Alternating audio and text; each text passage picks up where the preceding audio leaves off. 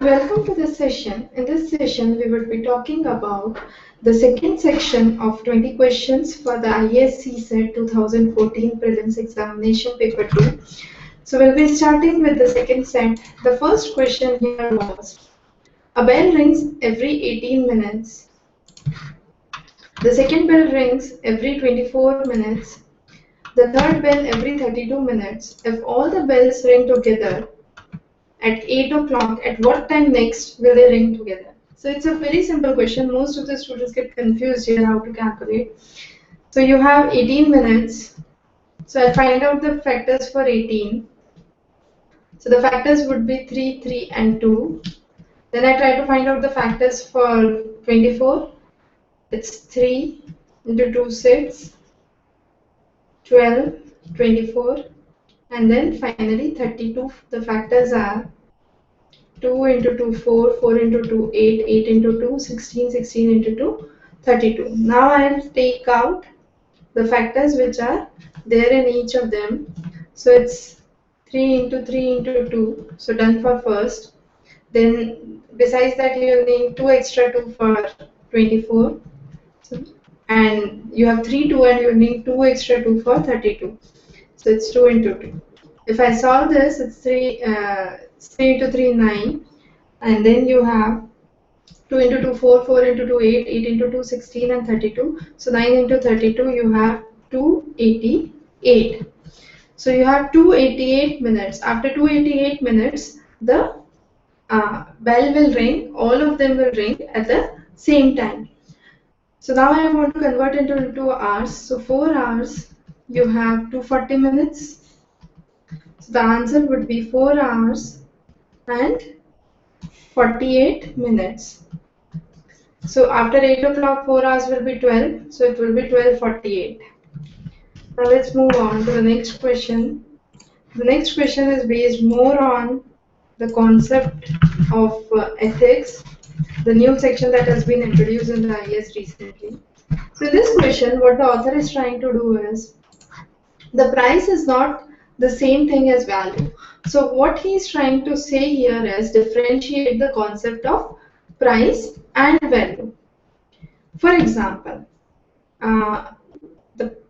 if I say my mother used to give me 1 rupees 10 years back, and from that 1 rupees I could have get 4 chocolates. Now if same 1 rupee I give it to my son in 2014, that's the present running year, will he get any chocolate?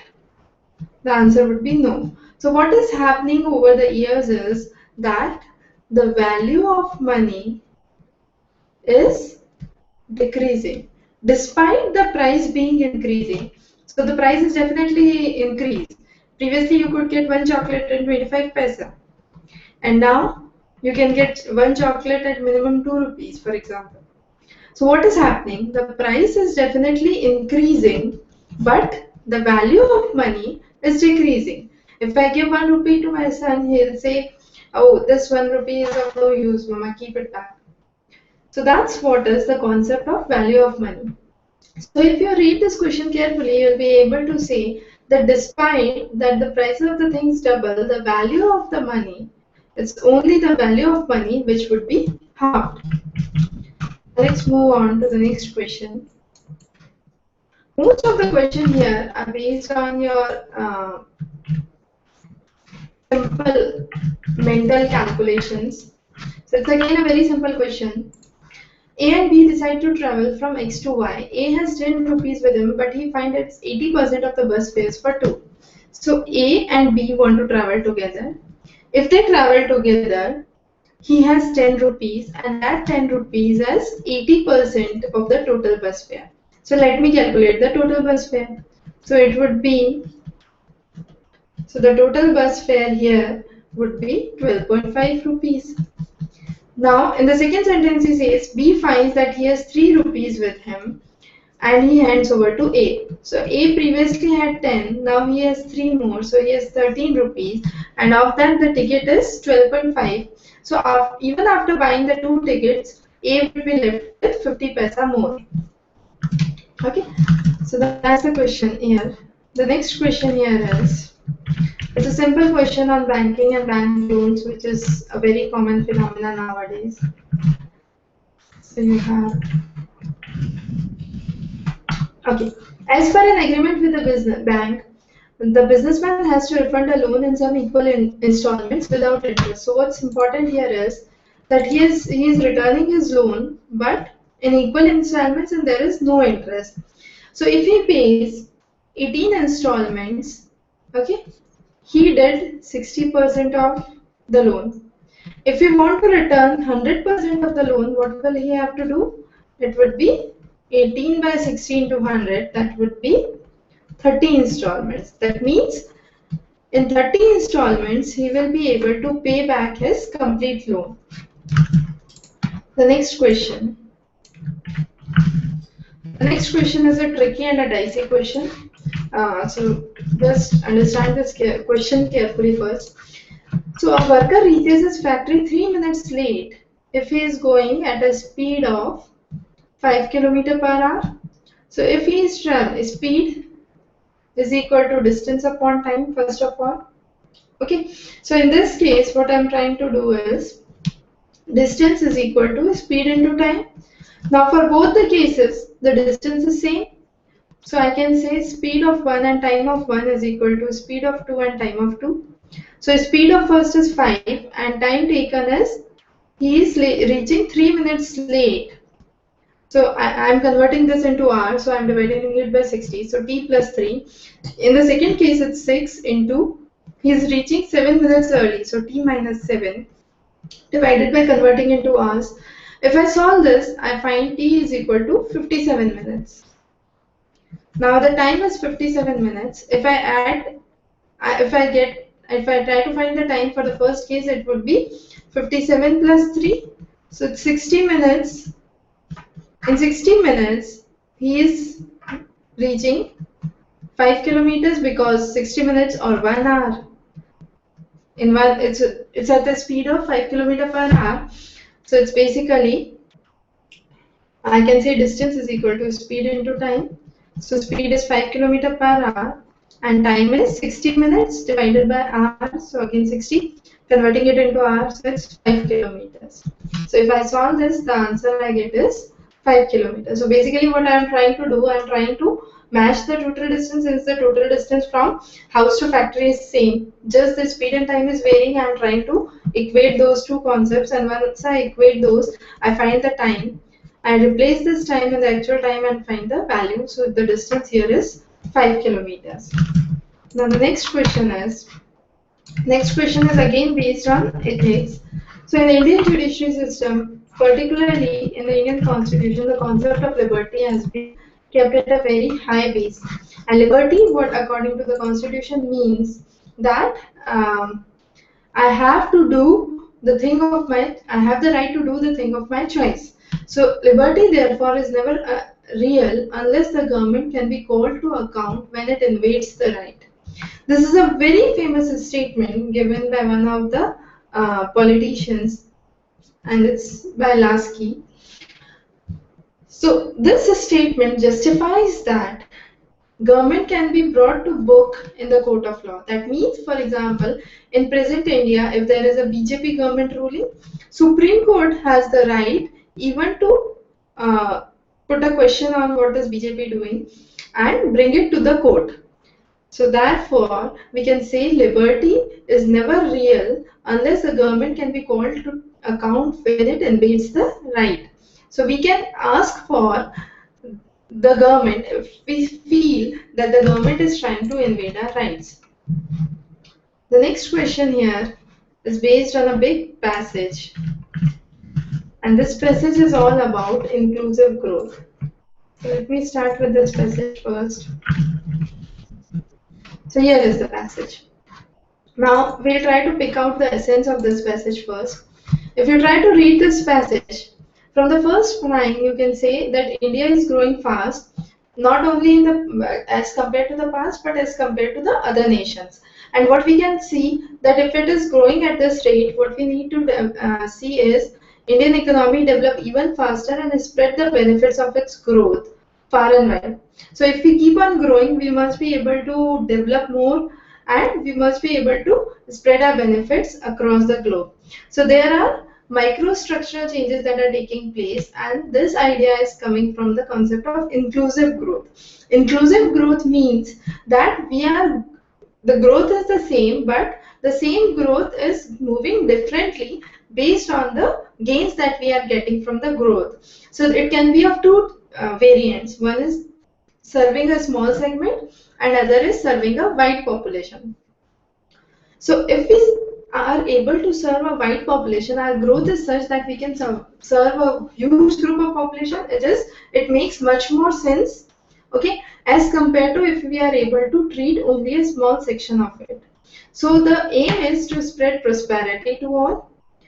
Our past experiences and experiences of other nations says that our aim should be eradicating poverty, but just removing poverty is not sufficient. What we need to do is we need to bring in policies for promoting growth, and so that more and more people join hands to work for this, and our progress should be aimed towards the poorest segment, that is the bottom 20% of the people. And once we are able to provide growth to those bottom section of the population or the poorest of the poor, we can see our country growing in a much more better manner. So here we can understand the idea of inclusive growth leads to two corollaries. That is, to wish that India must strive to achieve high growth rate, and we must ensure that the weakest segment benefits from the growth. So that's the main essence of this passage. Now based on this passage, there are three questions that are asked. The first question here is, the author's central focus is on. So as from the question it's given, here we can understand the complete focus here is on the concept of inclusive growth. So the choice C emphasizes inclusive growth where gains of growth are widely distributed to the population.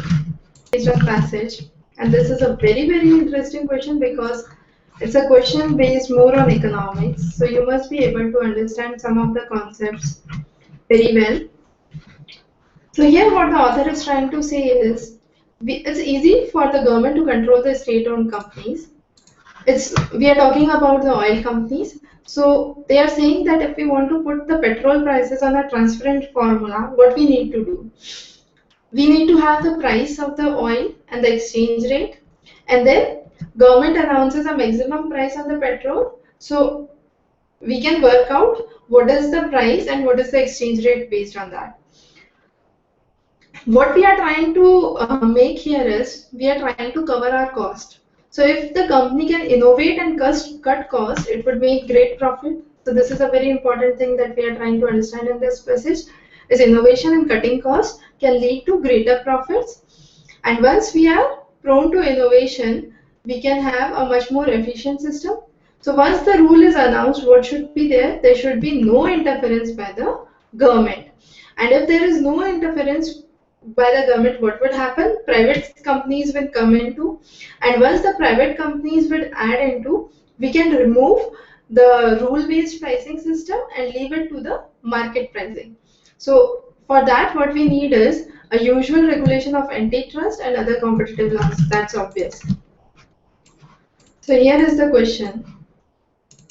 Just a second. So the question says,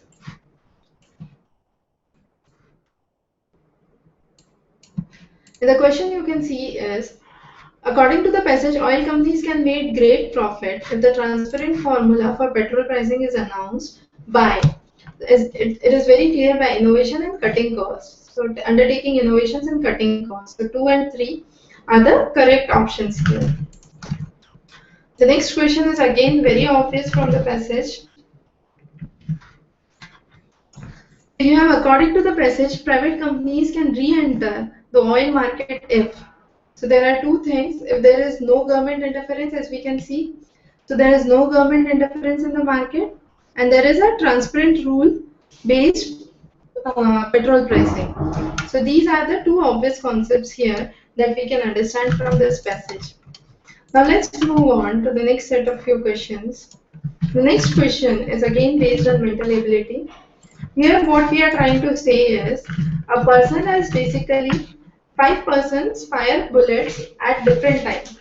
Okay, So how many times would they fire the bullet together in 1 hour? So what we are trying to do is we are trying to find the time for each person. So if the interval is 6 hours, we have 1 hour. 1 hour is 60 minutes.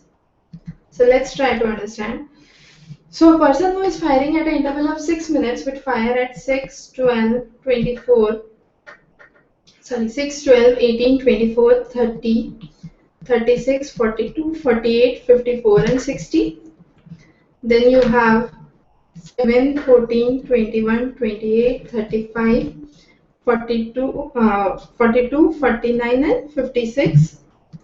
Then you have 8, 16, 24, 32, 40, 48 and 54, 56. Then you have 9. 9 says 9, 18, 27, 36, 45, 54. And then finally is at an interval of 12. That would be again a repetition of what we did here. So it's 12, 24, 36, 48. So 12, 24, 36, 48 and 60.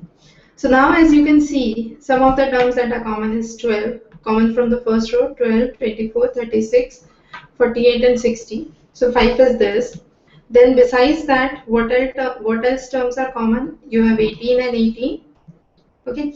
Then you have 42 and 42. Then you have 54 and 54. Then you have 56 and 56. Okay, so you have 1, 2, 3, 4, 5.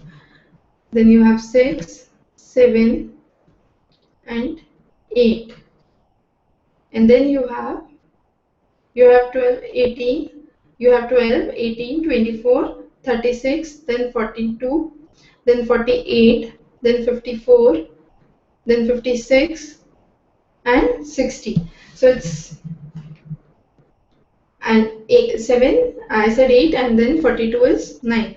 So that means you have 9 times that there would be, when you are firing the bullet at the target, there would be something that would be common. So there would be 9 such instances, as we can see from this explanation.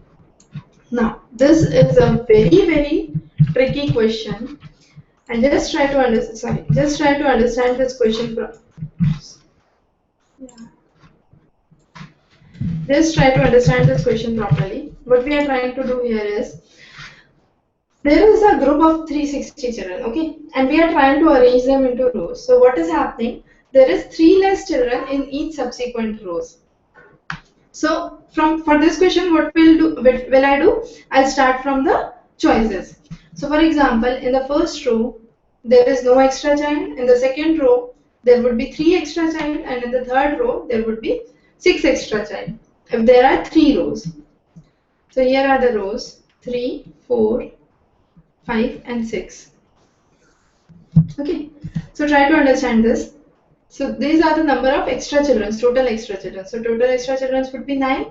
So what I try to do here is 360 minus 9 divided by 3. If it is a whole number, it's a correct answer. So in this case, this is a whole number and a correct answer.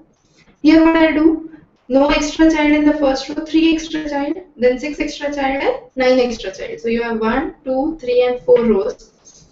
If I total it out, it's 18. So it's 360 minus 18 divided by 4, which is again a whole number. Then you have 0, 3 extra child, 3 more, so 6, then 3 more, so 9, then 3 more, so 12 extra child. If I total it out, it's 30 extra children. So it's 360 minus 30 divided by 5. That's again a whole value, there is no remainder. But if I move on to the case of 6, 0 extra child, 3 extra child, 6, 9, 12 and 15 extra child. So total number of extra children are 45. If I do 630 minus 45 divided by 6, I would get a remainder. And therefore, this is 6 number of rows is the option that is not possible. The next question here is based on reasoning. So it's simple. There are 7 persons on the ladder. A is further up then E but lower than C.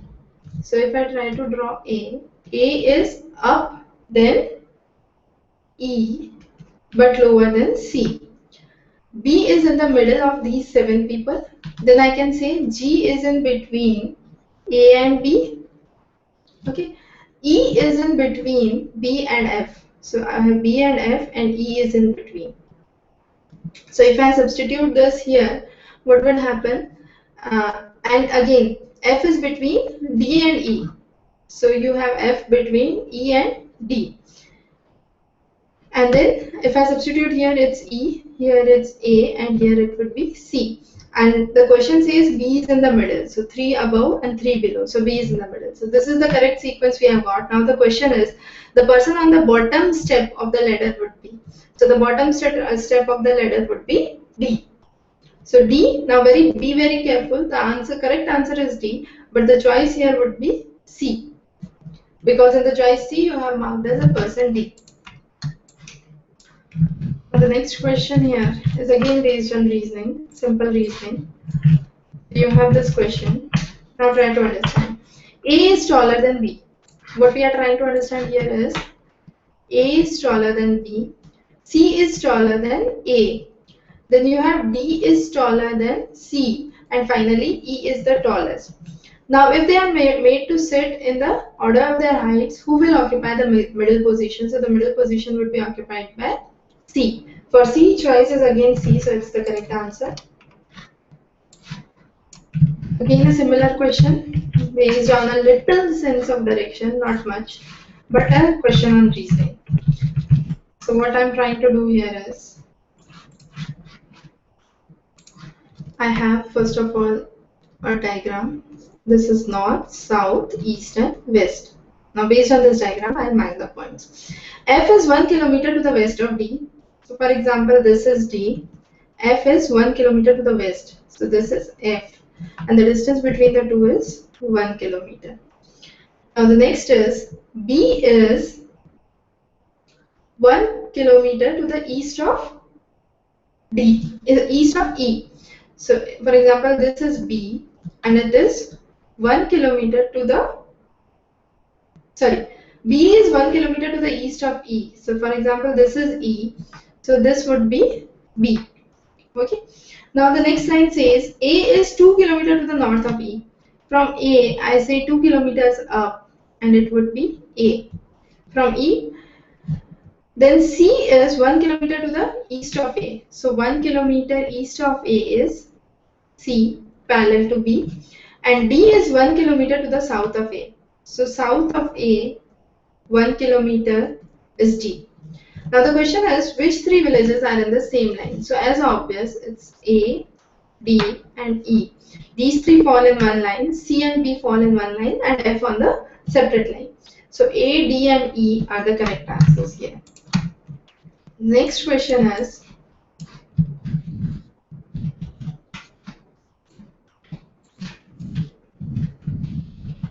4 children are sitting in a row. A is occupying the seat next to B. So I have A is next to B, but A cannot be next to C. If C is not close to D, okay, that means C and D cannot be together and A and C cannot be together. So what should be here? Here it should be C, because C should not be close to A. So here it would be C. And C and D are not close to one another. That means here it would be D. So who is occupying seat next to D? The answer would be A. Next question. It's a very interesting question and a very direct question if you know some of the concepts. Let's read this question. You have a hour hand and a minute hand. What is happening is, you have some time which is between 8 o'clock and 9 o'clock. The two hands of the clock are one above the other. After how many minutes they would overlap? So basically if I say it is 8 o'clock, okay, and this is 9 o'clock. So exactly 1 hour they cannot overlap, because only after the minute hand or the hour hand would move for 5 minutes they can overlap. So overlap every hour is not at 60 minutes, but at 65 minutes. As we can see from the diagram, at 60 minutes this would be the position, but it would move 5 minutes away. So this would move and this would move. So there can be an option that they would be overlapping at 65 minutes. So the usual overlap cycle is at 12. So the answer here is directly 65. It's a very direct question. Now there are some other things that you need to remember. The hands of the clock, similar to this question, there is another question. The hands of the clock would be opposite 22 times in 24 hours. Okay, and in 12 hours, the minute and hour angles are at right angle for 44 times. Okay, and 2 times all the 3 minute, hour and second overlap, and that's at midnight and noon. So just 2 times all the 3 hands overlap. Then I have given all the possible conditions here. So let's start with 12 in the noon. So if it's 12 in the noon at 1:05, there would be overlap. Then it would be overlap at 2:11 around. Then 3:16. So that's similarly we go. It would be around 8:44 and then 9:50. Sorry, 9:49. 9:49. So basically, it's difference of 5 minutes for every next series. So if it's between 8 and 9, it would be 8:44 and next would be 9:49. So here is how we can find the understand the concept of overlap. Now this passage is based on reading comprehension. It's a very small and a decent passage, not much difficult to understand. Okay. So here is the passage. In front of all us walked a bare-headed old man in tattered clothes. He was driving his beasts. They were laden with heavy loads of clay. The man carried a long whip. He walked down the road and to eat berries, and then he threw away the seeds. The bird came and picked those seeds. Sometimes the stray dogs. Now all the questions here are based on these 2 lines. Sometimes the stray dogs watched the procession philosophically and then began to bark. When this happened, my sons would stand holding my hands firmly. A dog can be sometimes dangerous and treat. From this sentence, it's very clear that the author's children held the hands firmly because they were scared of the barking of the dog. So that's the answer for this. And now the author is trying to ask, the stray dogs watch the procession philosophically. What does it mean? Here, it's very clear. I missed the choice D. The choice D is here. Okay. So watching philosophically, what does it mean? Philosophically, watching means I am standing alone. I'm not bothered about what is in my surrounding. I'm very calm and composed and serious and thinking about something in very absolute terms. So that means the dog stood aloof and looked at the procession with seriousness. If he is wondering, he is considering something as scientific. He is not restless. He is not ferocious, and he is neither closing his eyes. So what is important here is the answer would be watching philosophically. The word philosophically itself means standing aloof and thinking with seriousness. So these were the set of next 20 questions that we discussed today. In the next coming sessions, we would be talking about the remaining 40 questions of IAS. Hope you found the explanations useful and stay tuned for further sessions. Have a good day ahead.